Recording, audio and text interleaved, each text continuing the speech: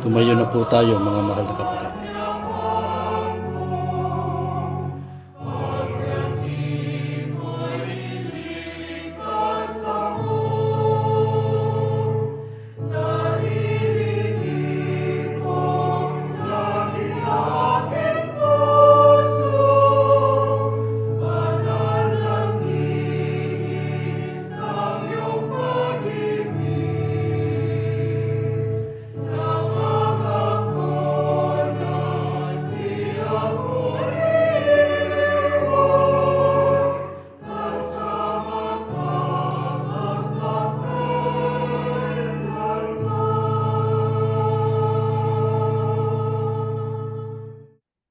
Manaming Diyos, marami pong salamat, Ama,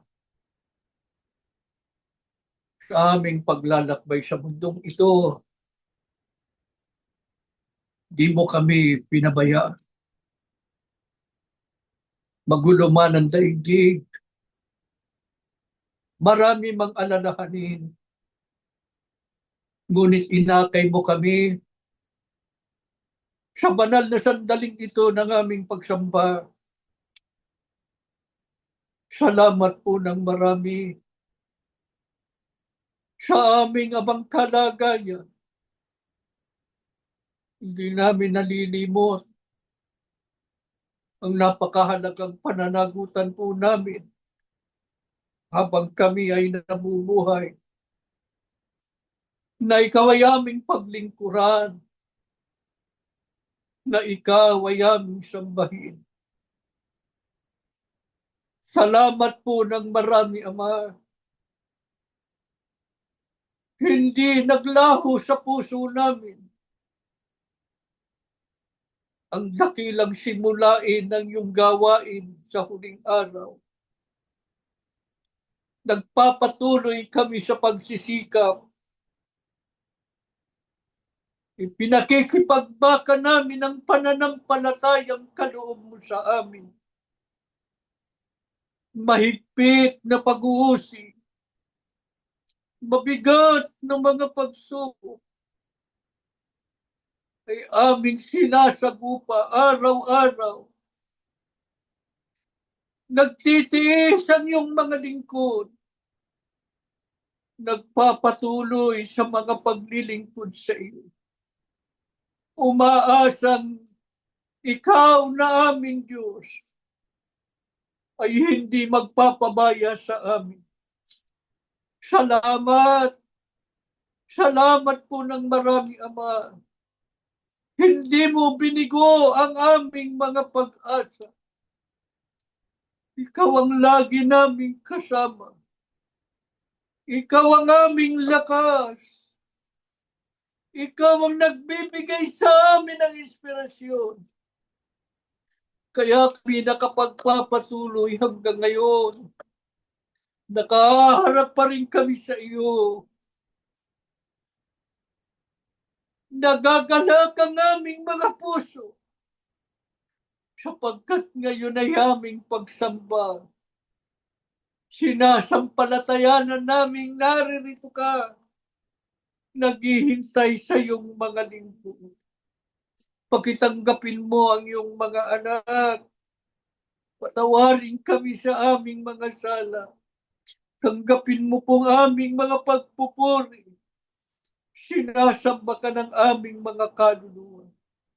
Panginoong Yesus, salamat ng marami sa iyong pag-alalay sa amin, sa aming paglalakbay sa buhay na ito. Ikaw ang lagi naming pag-asa para lagi kaming dinggin ng Ama at patuloy niyang tulungan at alalayan. Panginoong Yesus, salamat ng marami. Ikaw ang aming Panginoon na laging tumutulong sa amin.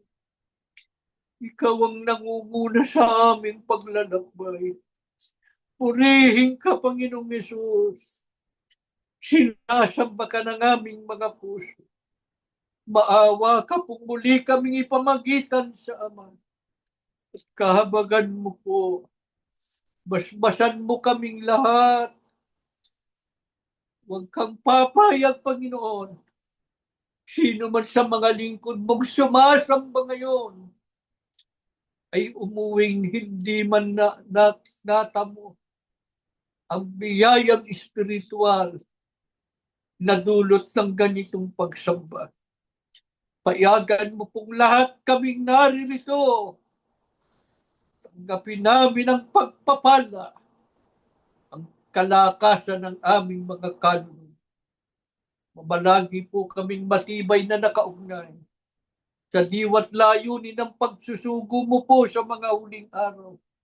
Maawa ka po, Ama. Patuloy mo kaming tulungan na ang iyong mga aral na itinuro ng sugo at ng kapatid na Eranio Manalo na lagi naming sinasariwa sa ganitong mga pagsamba. Kahabagan mo pong patuloy namin ibuhay. Patuloy na maging magsilbing gabay namin sa aming paglalakbay patungo sa kaligtasan. Magalang po naming hinihiling ng lahat. Pangalan po ng aming Panginoong Hesus.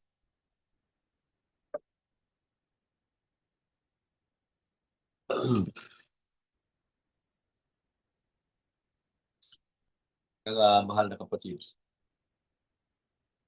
habang tayo po ay naglalakbay sa daigdig na ito, ay hindi po natin may iwasang makasakupa at makaranas ng iba't ibang uri ng mga pagsubok at pagdurusa sa buhay. Hindi po isang bagong bagay na may mga taong napaghaharian ng kalungbayan at kapighatian ng kanilang buhay. Labis na nagugulumihanan sa panahon ng mabibigat na pagsubok. Labis silang nag-aalala tungkol sa kapakanan ng kanilang buhay, ng kanilang sambahayan. Bilang mga tao ng Diyos, ay hindi po tayo dapat umabot sa ganitong kalagayan. Kaya mahalaga po na pag-aralan po natin ang leksyong ito upang magbigay inspirasyon sa atin at gumabay kung ano po ang dapat na panaligan natin sa panahon ng mga pagsubok. Ano-ano ang nasa sagupa at nararanasan ng tao sa buhay na nagiging dahilan ng kalungkutan, kawalan ng pag-asa, at pagkasira ng loob. Sa awit 107:17-18, may nangagkasakit dahil sa kanilang likong pamumuhay. Dahil sa pagsuway, ang dinanas nila'y mga kahirapan. Ano mang pagkain na makita nila'y di na magustuhan. Ano pat sa anyo, di na magluluwas ang kanilang buhay. Binasa ko po sa inyo karanasan ng mga unang lingkod ng Diyos, ang mga Israelita. Ano-ano po ang naranasan nila noon na nagdulot sa kanila ng kalungkutan, kawalan ng pag-asa at pagkasira ng loob. Ayon po sa Biblia, may mga nangagkasakit at meron ding ang naranasan ay mga kahirapan.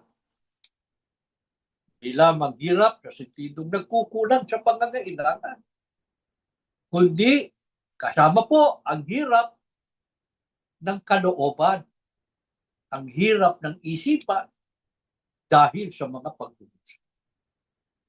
Ano po ang katunayan? Ang mga naranasan nila noon ay nagdulot sa kanila ng kawalan ng pag-asa at pagkasira ng loob.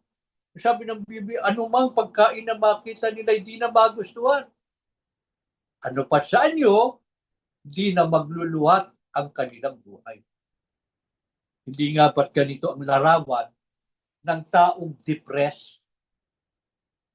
Ang pakiramdam niya ay wala na siyang kapag-asa.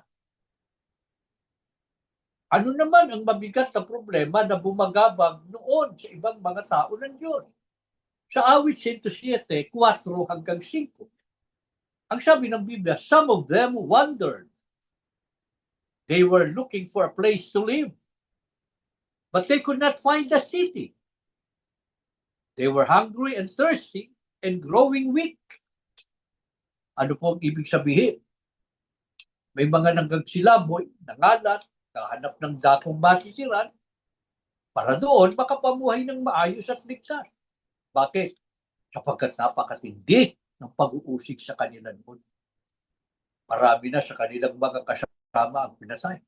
Sa makatwid, hindi po isang bagong bagay ang nararanasan ng iba nating mga kasama sa paninindigan. Na dahil po sa bagsik ng pag-uusig sa atin, ay nagsipagtago at naglumagak sa iba't ibang luka. Ang iba'y nangalat sa mga bansang hindi naman nila alam kung anong magiging kalagayan po nila doon. Ano ang kahabag-habag na kalagayan ng ibang mga tao ng Diyos? Sa awit 142:4, sabi ng lingkod ng Diyos, wala ni isa man akong makatulong.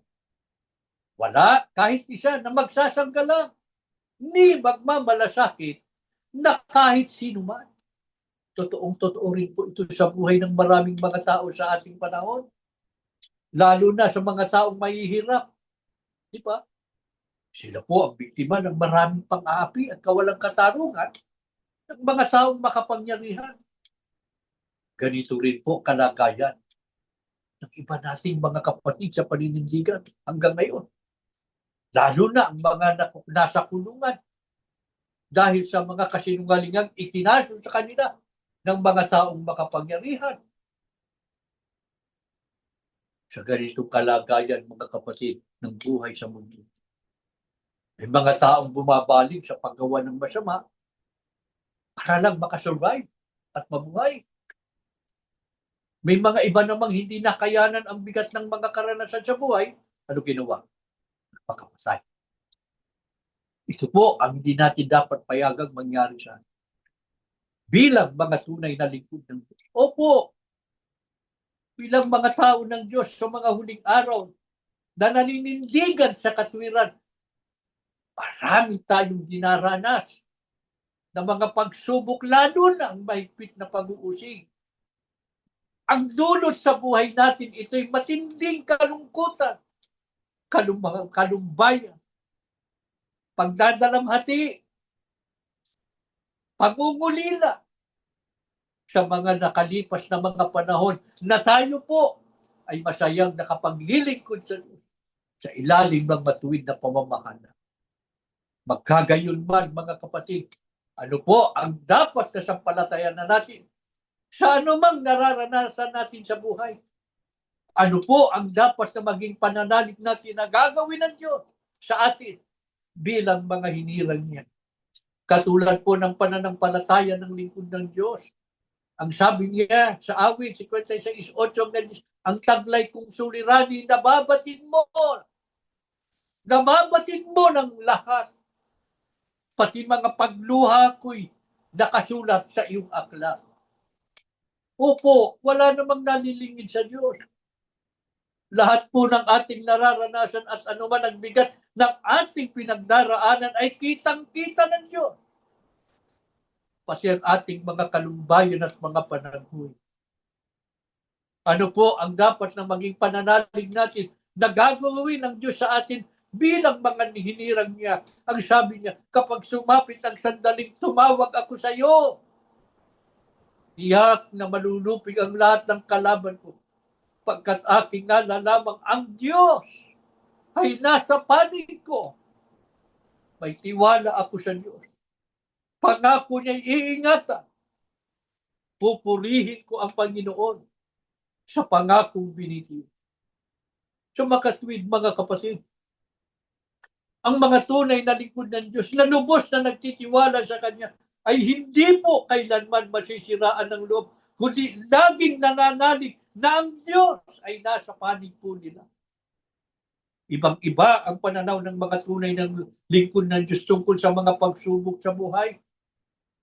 Ang maraming mga tao sa mundo ay napipigati, nawawalan ng pag-asa at nasisiraan ng loob. Sa kabilang dako, ang mga tao ng Diyos ay namamalaging matatag na nagtitiwala sa mga pangako ng Diyos. Kailanman ay hindi sila pababayaan ng ano po ang katunayan. Ano ang maaasahan ng mga lingkod ng Diyos na nakararanas ng mga suliranin tulad ng mga kahirapan at karamdaman, lalo na kapag nakita ng Diyos na sila'y nagsisikap na mabuhay na matuwid at malinis. Sa awit 107:19-20, nang magkagayoy, nagsidaing sila sa Panginoon. Sa kanilang kabagabagan ay iniligtas niya sila sa kanilang kahirapan. Sinugo niya ang kanyang salita at pinagaling sila at iniligtas sila sa kanilang mga ikapapahamak. Ang binasa ko sa inyo, mga kapatid, ay karanasan ng mga lingkod ng Diyos noon. Ang mga Israelita sa panahong binabagabag sila ng mga kahirapan, karamdaman at iba pang mga panganib na ikapapahamak po nila. Paano po pinatunayan ng Diyos Ang kanyang pangako, hindi niya pababayaan ang mga lingkod niyang matuwid. Ang sabi ng Biblia, nagsidaing sila sa Panginoon sa kanilang kabagabagan. At diniligtas niya sila sa kanilang kahirapan. Pinagaling sila at diniligtas sila sa kanilang mga ikapapahamak. Mga kapatid, ito rin po ang gagawin sa atin ng Diyos ngayon, sa ating panahon. Kapag namalagi tayong matuwid sa harap niya, na sa ating mga kahirapan, kabagabagan, at iba't iba pang mga kapahamakan, siya ang magliligtas sa atin at sa ating mga karamdaman. Siya rin ang magpapagaling sa atin. Ang totoo, karanasan din natin ito lalo sa mga panahon ito ng ating abang kalagayan. Paano po sa panahon ng kagipitan? Marami po sa atin ay nagdadanas ng paggigipit at pang-aapi sa kamay ng mga makapangyarihang tao. Sa lupit at tindi ng paggigipit ay nagsipagtago at nagsipangalat na halos hindi alam kung saan pupunta at walang kasiyakan kung ano magiging kalagayan nila. Paano sila ipagmamalasakit ng Diyos? Sa awit 107, sa 1-7, ang sabi ng Biblia, nang sila'y magipit, sa Panginoon sila ay tumawag. At dininig naman sa gipit na lagay, sila'y iniligtas. Inialis sila sa lugar na yon at pinatnubayan. Tuwirang dinala sa payapang lungsod at doon tumahan. Mga kapatid, hindi ba't ganito rin tayo ipinagmalasakit ng Diyos sa panahon ng pagigipit sa atin at pagbabanta sa ating buhay? Karanasan ninyo yan. Karanasan ng marami nating kasama ngayon sa paninindigan sa katwiran, sa panahon ng mga kasamaan at katiwalayan sa bayan ng Diyos. Nangalat man ang iba sa pagtatago. Pero hindi naman tayo pinabayaan ng Diyos. Ano ang ating pananalig? Ang Diyos ang tumulong sa atin para makaalis sa dating lugar na tinatahanan natin sapagkat matindi ang pag-uusig sa atin. Pinagbabantaan ang ating buhay. Ang Diyos ang tumulong sa atin para makaalis doon at nagdala sa atin sa payapang lungsod para doon tumahan at magpatuloy sa paglilingkod sa Kanya. Sa lahat po ng ating naging karanasan, mga kapatid, ang pinakamabigat ay ang sandali na tayo ay itakwil ng dati nating mga kapatid. Ang iba'y mga mahal pa natin sa buhay. Subalit ano po ang nagsilbing kaaliwan natin at kailanman ay hindi natin sinalikuran. Sa awit 119, 141 at 43, ang sabi ng lingkod ng Diyos, kung ako may walang saysay at kanilang itinakwil, gayon pa man, ang utos mo'y hindi pa rin lilimutin. Ang buhay ko'y nalilipos ng hirap at suliranin. Ngunit ang iyong kautosan ang sa akin umaaliw. Totoong totoo ito, mga kapatid. Di ba? Sinong hindi nakaranas ng bigat ng pag-uusig, yung kalumbayan ng ating makita, yung mismong mga kapatid natin. Marami mga may tungkuling kasama-kasama natin sa pagtupad, lalo na sa panahon ng pagsamba. Sila ang umuusig sa atin. Sila ang nagtakwil sa atin. Ang iba sa kanila ay mga mahal natin sa buhay. Itinurin tayong kaaway para tayong mga may sakit na kanilang iniiwasan. Sa ganong kalagayan,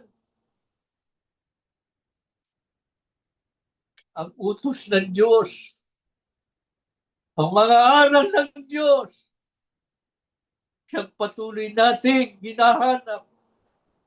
Nagsisilbing kaaliwan natin sa buhay.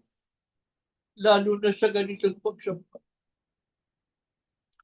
Anong lalo nating pinagtatalagahan sa kabila ng ating abang kalagayan? Ano ang lalong pinagtatalagahan ng mga lingkod ng Diyos na panahon ng mga pagsubok at pagdurusa sa buhay? 108, talatang 1, ang sabi ng lingkod ng Diyos, "Nahanda ako ngayon, O Diyos. Ako ay handa na magpuri at umawit ng awiting masisigla. Gumising ka, kaluluwa! Gumising ka at magsaya." Sa anong pagkakataon ba tayo nagpupuri at umaawit sa Diyos? Sa ating mga pagsamba. Ang mga tunay na lingkod ng Diyos ay hindi kailanman mapag-aarian ng mga kalubayan, kapigatian at kawalang pag-asa. Opo, nalulungkot tayo, nanlulungo tayo. Dumarating ang pagkakataon na tila pinapanawan tayo ng pag-asa. Pero hindi mangyayari na tuluyan tayong mawawalan ng pag-asa. Bakit? Sapagkat sa pagsamba, pinapawi ng Diyos ang lahat ng ito. Maging ang karamdamang taglay natin ay pinagagaling niya. Pagkatapos ay ibinibigay niya sa atin ang kaaliwan sa pamamagitan ng kanyang espiritu. Kaya pagkatapos ng pagsamba, masaya tayo sapagkat inaliw at pinalakas tayo ng Ama. Maawa sana ang Ama na sa pagsamba natin ngayon ay gunisain niya ang mga anak niya. Hanggang ngayon ay nasa pangangalat pa rin at wala pa rin katiyakan ang kanilang kalagayan. Ang iba'y nagtatago pa rin. Ang kalungkutan ng buhay ay mababakas sa kanilang buhay. Ang iba'y nagtitiis pa rin sa bilangguan. Hindi nila nakakapiling sa mahabang panahon ang kani-kanyang pamilya. Nakabilanggo sila hindi dahil sa may ginawang kasalanan o kasamaan, kundi ginawan sila ng kaso. Alalahanin din po sana ng Diyos ang mga lingkod niyang may sakit. Saan man naroon ang mga anak niyang may sakit, kung mayroong nasa pag-abutan, ibangon ng Diyos sa banig ng karamdaman. Lalo pat lahat tayo ay muling makasumpo ng biyayang espiritual na kailangan po na. Tumayo kayo mga kapatid at tayo mananalangin.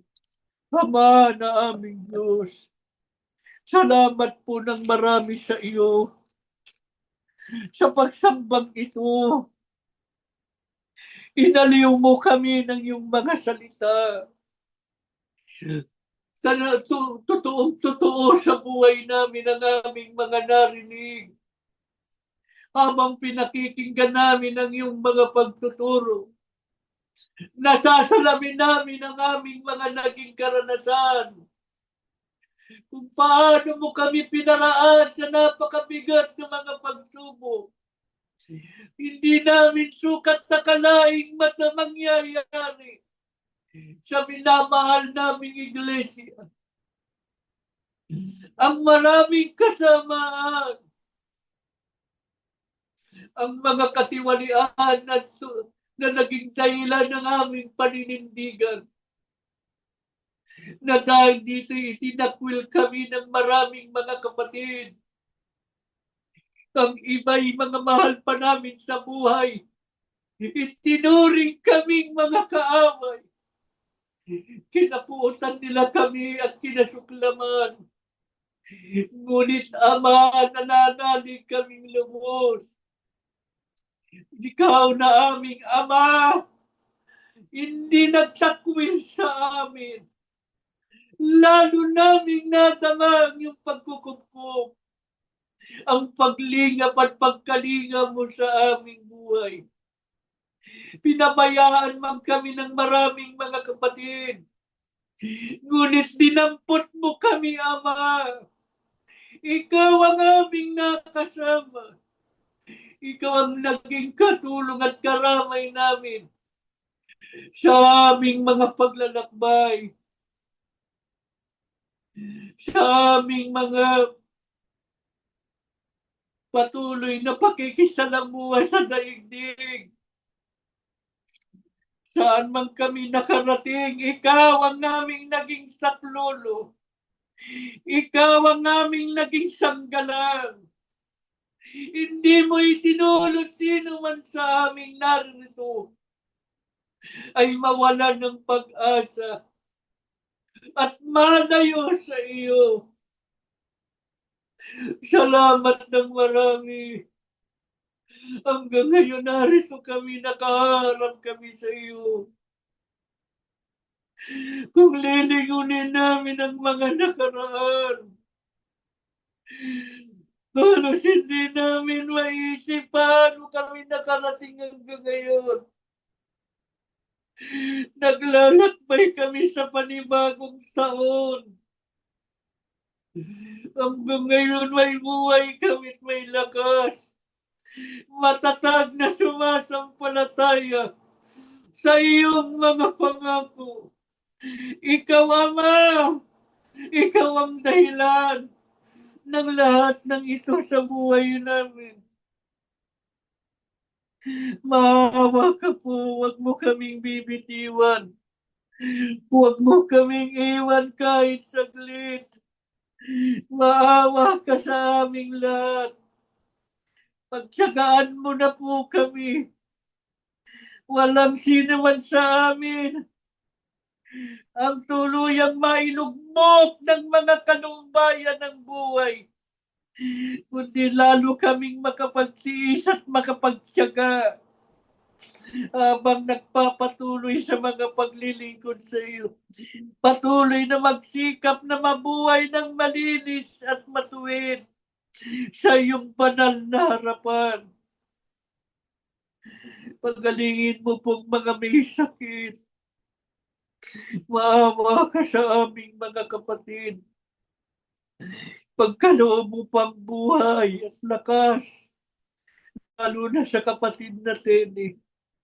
Hindi namin nalilimot, idalangin ang mga nasa kulungan, ang mga nagtatago pa rin hanggang ngayon. Matino ang kanumbayan ng kanilang buhay. Hindi sila tinatantanan ng mga kalungkutan. Malayo sa mga mahal sa buhay. Hindi kami makapagbibigay ng tulong sa kanila. Tanging magagawa namin ay walang tigil na pananalangin para sa kanila. Dinggin mo ang aming mga panalangin. Lagi mong palakasin ang kanilang mga loob. Aliwin mo sila sa kanilang mga kanubayan. At higit sa lahat, palayain mo na ang mga nasa kulungan. Makapiling na po nilang muli ang kani-kanyang pamilya. Ama, maawa ka po sa aming lahat. Hinihiling namin sa iyo sa pagsambang ito. Wala na po sanang mapagtagumpayan ng pagsubok na aming binabaka ngayon. Walang maiiwan, walang titigil, walang tatalikod, walang uurong. Tandaan mo na po kaming lahat. Lagi mong pangunahan ang aming mga paglalakbay. Panginoong Yesus, salamat ng marami sa iyo. Salamat sa iyong pagliligtas at pag-iingat. Pangunahan mo pa po kami sa mga paglalakbay. Huwag mo kaming bibitiwan. Panginoong Yesus, maawa ka sa mga anak, sa lahat ng mga kabataan. Bantayan mo kanilang mga puso. Tulungan mo po na matutunan nilang pagpapahalaga sa kanilang kaalalan. Tulungan mo pong laging maging masunurin. Mga kasama ng mga magulang ang mga anak hanggang sa pananahanan. Sa bayang banal na iyong ipinangako. Amado mo sa aming pananalig. Narinig mo aming mga panalangin. Sa dako paroon ng aming paglalakbay. Ikaw pa rin ang aming kasama at patnubay. Sa pangalan po ng aming Panginoong Yesus. Amen.